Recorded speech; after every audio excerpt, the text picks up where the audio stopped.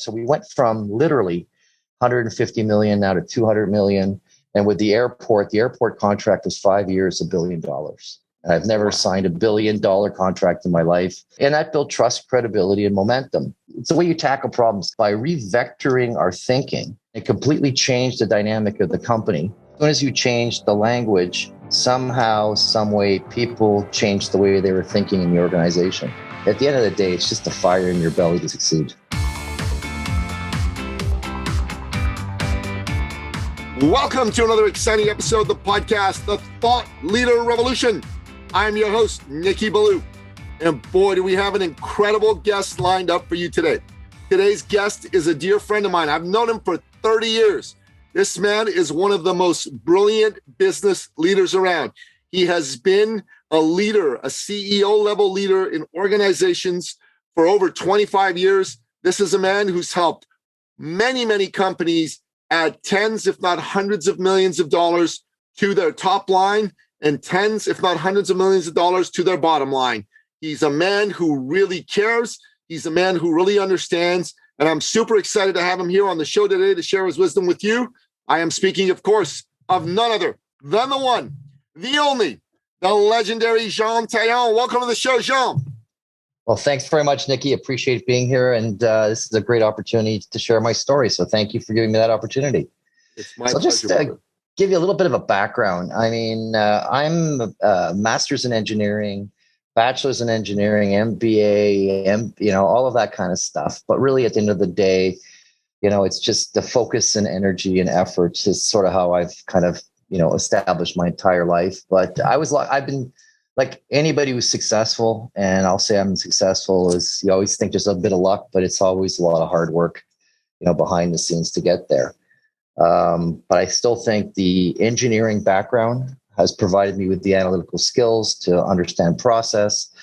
The MBA background helped me have the right language to speak to business people. But at the end of the day, it's just the fire in your belly to succeed. That's the truth. That's the truth.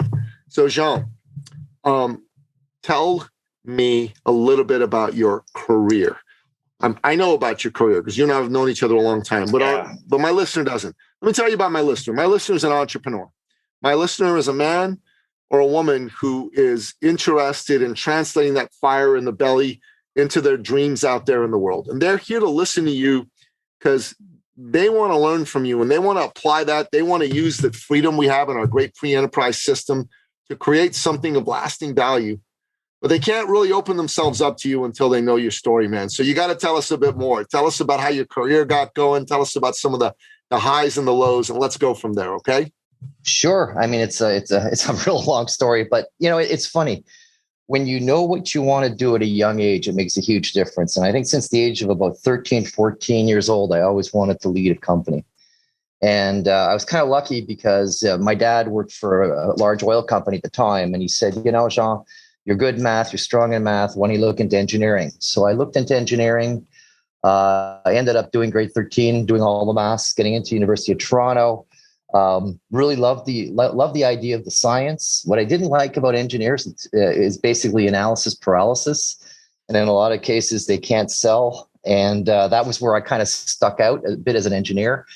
Anyways, to make a long story short, graduated, went to Nortel, had a job before I finished school. Good opportunity then because Northern Telecom was a growth company at the time. As we all know, we've lost a lot of money with their shares, but it was a growth company at the time. I was manufacturing engineer and I started studying something called zero defects, the whole Kanban, Japanese technology, Japanese methodology, the Toyota way, all of that. And I applied that in Brampton on the wave solder process and brought wave solder defects down from thousands down to less than hundreds just by doing process control. And at the age of 22, got really recognized by the folks at Nortel and ended up spending a lot of time in various plants helping these folks build zero defect programs.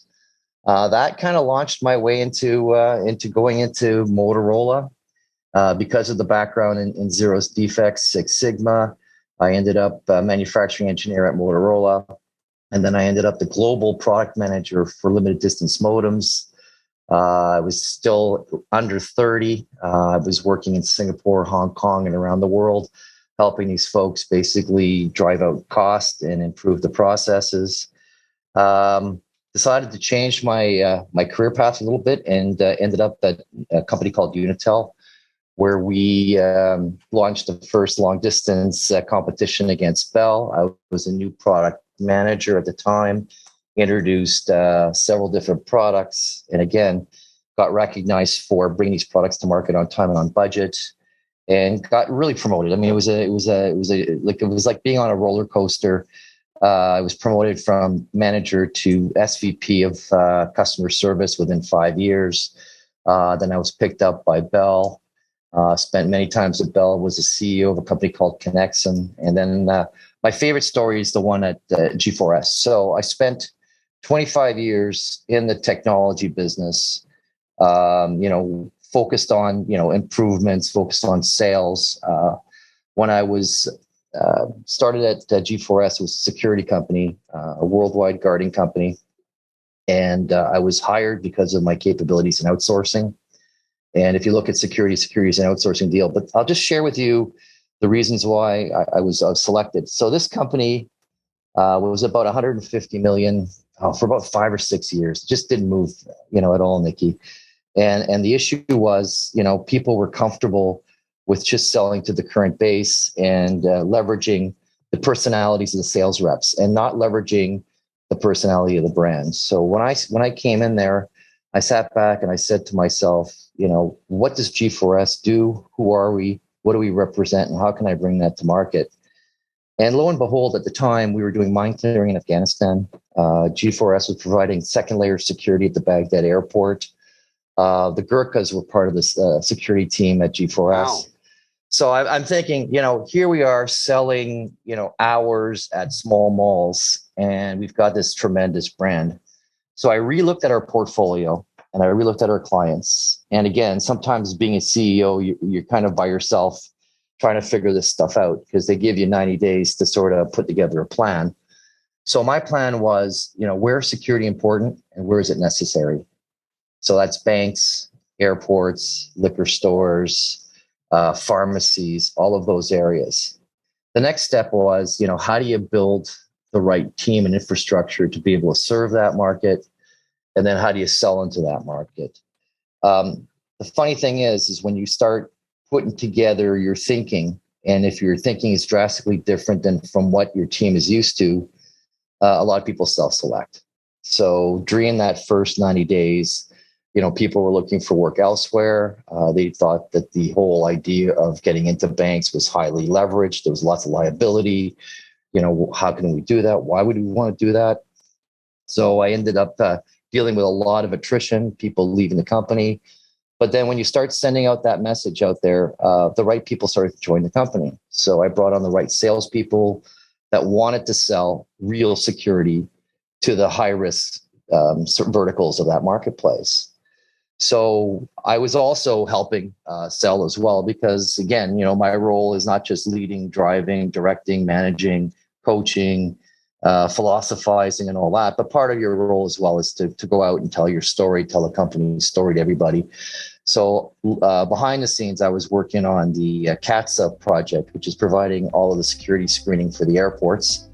I was trying to get us on the bidders list, trying to pitch. And again, the pitch was the same pitch, G4S has 650,000 employees worldwide, second largest employer next to Walmart. We do mine clearing, all of that stuff. We do the airport screening at Heathrow. So that got a lot of enthusiasm and actually got us on the vendor list, which was quite a feat. And in parallel to that, I was working with the banks. And some of the key things that I was trying to get into the banks was, how do you prove to a bank that you're actually doing what you're doing? So I was thinking about my process days, thinking about my Six Sigma days, and I developed a scorecard. And that scorecard would show the number of hours, number of events, number of incidents, number of tickets, all of these various things. And we would track that weekly, monthly. And the idea was we would have a meeting with the security office once a month and just show what we were doing. And that gave them actual clarity on what they're spending money on. And it provided some value. And the part I liked about it was, stuff always happens in life. All entrepreneurs know that. And the way to validate when stuff happens is to show a track record or show some data. I mean, no matter how hard you try, deliveries won't happen, guards won't show up, things don't happen. But if you're showing them, I've been green for the last 8 months and this is a one-time incident and this is what we're going to do about it. But those are always the corrective actions. So we ended up winning that bank, and the momentum just started to happen from there. So we went from literally 150 million now to 200 million. And with the airport contract was 5 years, $1 billion. And I've never signed $1 billion contract in my life. I remember I was with my CFO and we're taking pictures and sending it across the company. And that built trust, credibility, and momentum. But it's just the way you tackle problems. Because the other issue I had was, I was running a cash business, and typically people call it Brinks trucks, but we had our own trucks. They were G4S trucks, and money at 2% isn't worth keeping. So, I started thinking with the team, what are we really doing? We're a value in transit company, and it just so happens cash is valuable and we move that. So by revectoring our thinking, we ended up moving Oxycontin for Shoppers Drug Mart. We ended up moving art, gold, legal papers, not just money. And it completely changed the dynamic of the company to a point where, we're no longer just moving cash for the 3 banks or for the retailers, but now we had a wide portfolio of products and services that we were selling across the board. And the story was so successful that about 2 years after implementing this strategy, we were bought out for 12 times EBITDA. So literally, I would call it almost a money loop. I mean, if you think about the business model, you've got 2 people in a truck, average price, $25 an hour per person. So you're talking $50, moving packages at $45 a package, times 3, you get 3 packages per hour. I mean, it's a money losing proposition. So by changing the portfolio of what you're selling really made a huge difference. And the other thing we ended up doing is rethinking, why spend the whole day stuck in traffic? So we thought, let's talk to our clients and see if we can pick up and deliver after hours. So we actually moved 3/4 of our workforce to after 6 o'clock at night until 5 a.m. And that way we basically could do 4, 5, 6 deliveries per hour and make some real money. So again, going back to, how are you successful? And it's really understanding the process, being able to analyze your business, being able to bounce ideas off a bunch of different people in a room, surrounding yourself with, I always surrounded myself with different people. I know where my strengths are. I know where my weaknesses are. So I usually add the folks that can fill for my weaknesses on my team. And I always think, where there's friction, there's traction. And, where there's revenue, there's oxygen. So if you keep those things in mind, and the last one is where there's mystery, there's margin. If you can keep those things in mind, you can actually be quite successful. That's a hell of a story. Let me unpack that for my listener, okay? Because I think there's a lot of value that we can extract from that if we do that in a systematic fashion. So the first thing that I got out of what you shared is you had come to a business that had been successful, but it had gotten, fat, dumb, and happy, as it were, yep. Right? Like 150 million is a good business, right? That there's nothing wrong with that business. And there were people that were doing quite well with it. And there wasn't a lot of incentive on their part to grow the business, at least from an internal point of view. You came in because you were brought in with a mandate to shake that up and change that.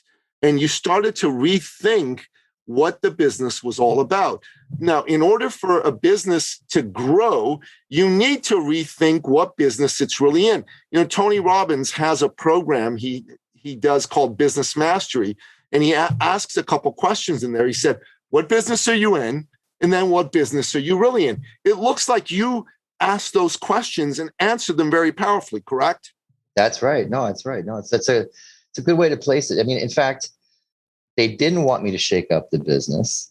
The thought was, and this is a funny story. I mean, it's a British company, so head office is in England, but we reported into the US, we reported to the Americas. But somehow, somewhere, the the Americas were convinced that, Canada's a safe country. People live with unlocked doors. Therefore, why do they need security? So, the organization was fine. It was running well. Sean, we just need you to sort of keep running it. Everything's great. But when I came in, I just said to myself, I see so much potential here. And as you mentioned, what business are we really in? And, we're in the security business. We're not just in the revenue generation, cash flow neutral business. We're in a growth business. And, if you look at what's happening in the world, I mean, you need to protect yourself, you need to protect your investments, and you need to protect your sites. And what made me laugh a little bit was the adversity to risk. And to me, the whole beauty about this business is taking the risk. And, again, it was a great tour. I mean, literally when we did G8, G20 in Toronto. In fact, we were the outer perimeter for the Toronto police. So our jobs was basically to tell the police through a centralized system, how many people were coming in, what was going on, checking the backpacks, doing all that stuff. But at the end of the day, I mean, we were a valued part of that whole process, right? But to your point, yeah, rethinking the business. What business are you in? But what business are you really in? We were in the security business. Yeah, and you talked about one aspect of the business, which was having trucks that moved money around. You rethought that aspect of the business. I mean, we're not moving money around. That's not our service here. We're protecting value in transit. And I just thought that was absolutely brilliant. Value in transit means that there's a whole lot of other products that need to be protected in transit that aren't being protected properly. And you managed to see that, and you expose that vulnerability to clients, and you got a whole bunch of other organizations that in the past would have never dreamed of using your security trucks to use your security trucks. And that exploded the business. And that's what I mean about what's the business you're in versus what's the business you're really in. Because people would say, well, the business we're in is we got security trucks that move money. We move money, right? And no. I'm in the business of providing value in transit. I thought that was brilliant. And to your point, I mean, to me, what I learned early on, it's the power of language. So as soon as you change the language, somehow, some way, people changed the way they were thinking in the organization. From the driver of the truck carrying the values through to accounting, through to the salespeople, changed their thinking. We're no longer just a cash movement business. We're a valued movement business. And that opened up, whole new avenues for people and for people's thinking. And the clients, at the time, one of the large drugstores was getting held up frequently prior to the packages arriving. And as soon as we came on board with, two people with guns, a lot of that issue went away. And literally, we're not talking that much more money than a FedEx. I mean, literally, it was probably $3 to $5 more, but you knew your staff were safe, and you knew your product would be safe, and best for anything, you knew that this product was not hitting the streets. So the ROI for that organization must have been huge to hire you. Well, we were, it's the honest to God truth. We were below zero on EBIT. We were losing money.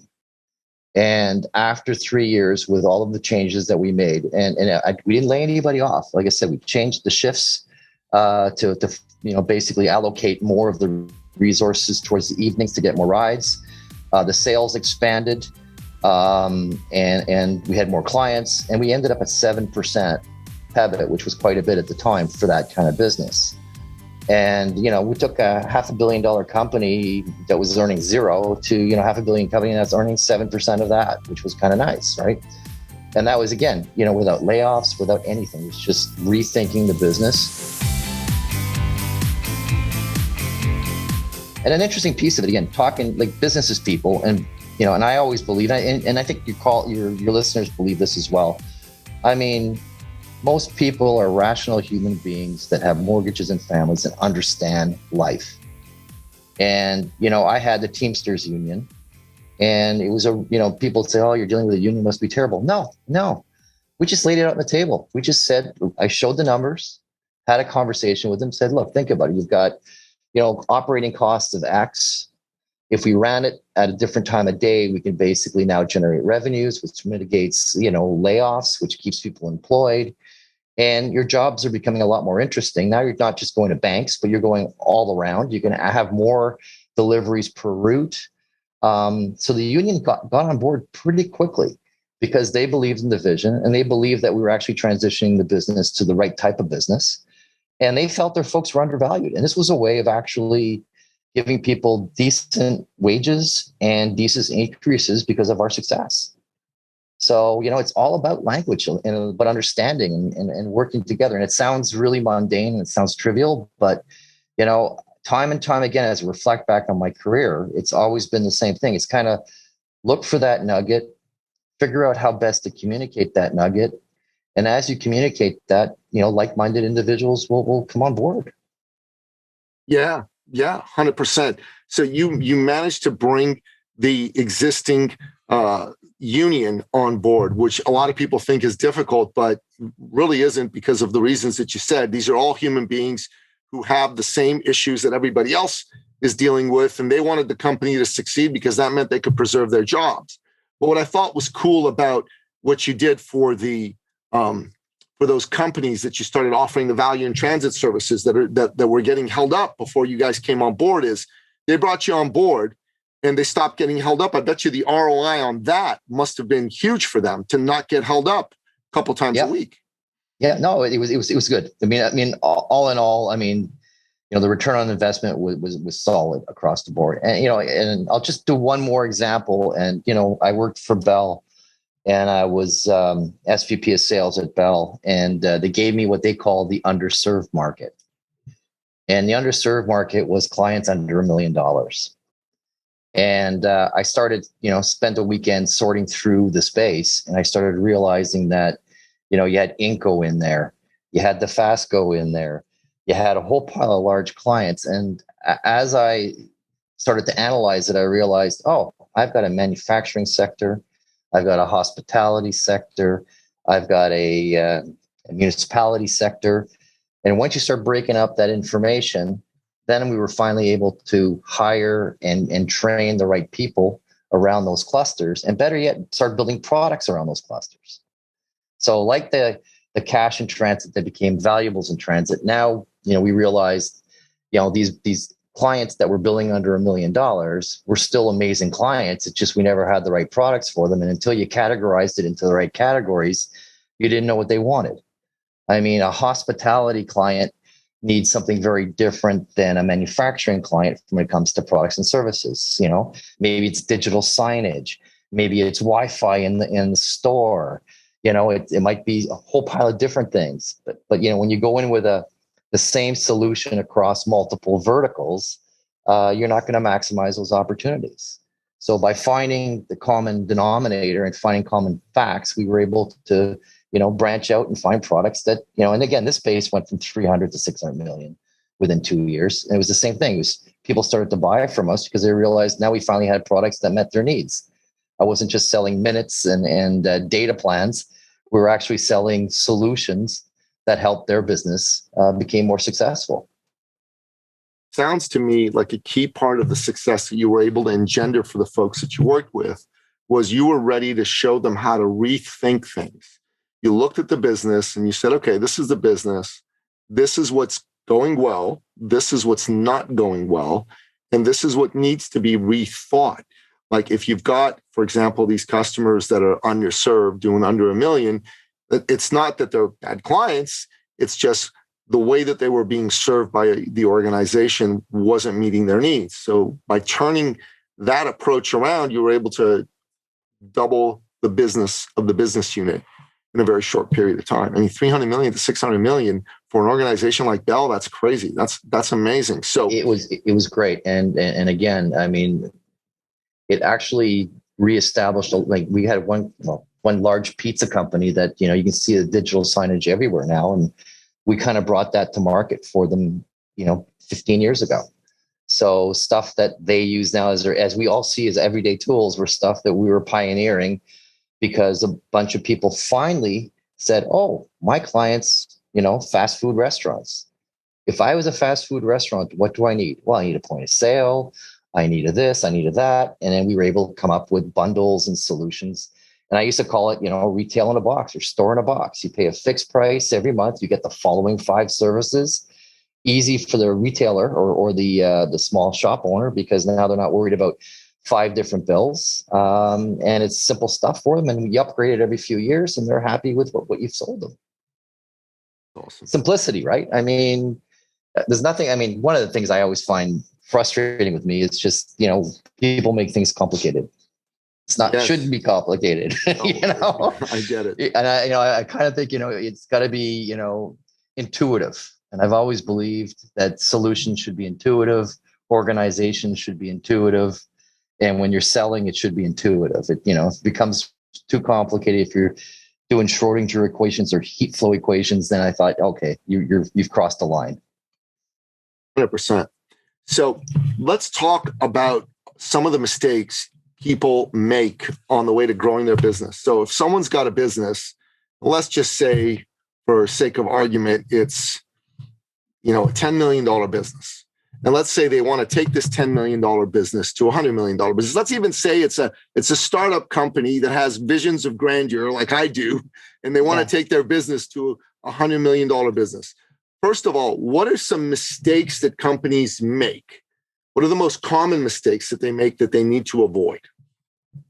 Well, and again, just speaking on my behalf, I mean, being in love with your own idea is great, but you've got to basically be able to step outside and understand what that idea is. And then once you can understand what that idea is, then you can understand, how do you take it to market? And I'm going to be honest with you. I mean, the biggest issue you have typically with being a small company is how do you get your brand out there? How do you get recognized? And how do you get people to know who you are? So I think if you can solve that, and if you look at my history, I worked for 4 multinational companies. So I was lucky. I never had to worry about the brand, and I could typically open a door to a sales call because I would say I was from Bell, AT&T, or G4S. Now I'm in a small company, a family-owned company. It's a lot harder. So I think partially, when you're starting off with a startup is how do you get your brand out there? How do you get your product out there? And how do you sell? And how do you get that information? And I think that is the $1 million question. Mm-hmm. And you've got to think about, where, like we did with the cash in transit and we converted it, where can I apply it? So, something like a sales training organization, like, who needs it? Everybody needs sales training, but you're cluttered. There's a lot of people doing it. So how do you differentiate yourself? How do you find the right partners? How do you connect? And that's probably one of the hardest things. It really is, Well, there's a lot of hustle and grit that's required at that stage, right? I mean, you've got to be willing to pick up the phone. You've got to be willing to do things like you and I are doing with some things that we've been up to, like have dinners, and you got to be willing to do podcasts. You got to be willing to write books. I think all of those things will help. And bottom line, you got to talk to people belly to belly, or virtual belly to belly, as it were. What are some other things really that people don't realize can get in the way? Yeah, I'm just going to go back though. I mean, the other thing that I think as well becomes an issue is being too in love with your ideas. So I also think having the flexibility to sell to people, sell with people, and sell through them, I think adds a lot of value as well on that last point. Some of the things that get in your way, there's a lot of things. Again, being an entrepreneur, being a leader, you've got to basically be able to self-reflect. So, and the quiet time's important. And you and I are both large fitness advocates. I think, going on a long run in the morning helps you sort of sort out, some of the fundamental things you need to figure out as you're trying to grow a business. So, I mean, to me, it's, again, in some of the cases that you and I are working on is, how do you get people to want to listen to your ideas? And then how do you get people to want to buy what you're trying to sell? So what value are you actually giving to them? And I think the value we bring on this podcast today is the value of how do you grow business. And, everybody says, I need sales. Well, it's not always, you don't always need sales. I mean, some of the best salespeople are the owners of the company. I mean, what value are you trying to bring? How do you get that message out there? And that's key. So, I mean, in some cases, it's, do you have to join associations? Do you have to go to conferences? Do you have to go to trade shows, speaking engagements? Does that help? It could, but it's a lot of work. It's all I can say. It's a lot of work. It's a lot of, and I can't remember what the stats are. What's the stat for a good baseball player? But you hit 10% or 7% and you're a star. I mean, it's the same in business. I mean, in fact, in business, we're even less. I mean, I have to hit probably 70, 80%. If I'm below that, I lose my job typically. So yeah, I mean, you've got to, target, find the right people and provide the right solutions at the right price at the right time. Yeah. There's no question. All of that's true. I like what you said about sell to, sell with, and sell through. I think that's very powerful. Can you break that down? Yeah. And it's something I've always believed in. I mean, some of the problems I've had with some of the larger companies is they wanted to have their brand in front. So I would rather, be part of a bigger solution and still make my 10 or 15 or 30 points margin than not win at all.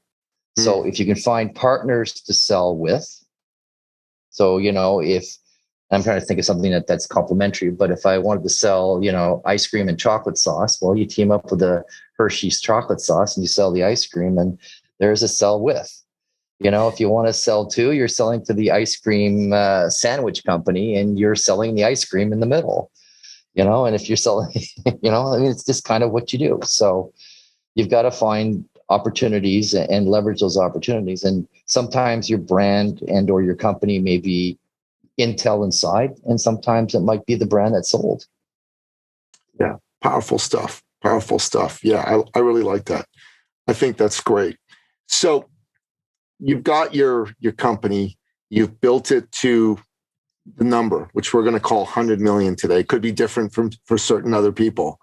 But once you've done that, what happens then? What really should you be thinking about?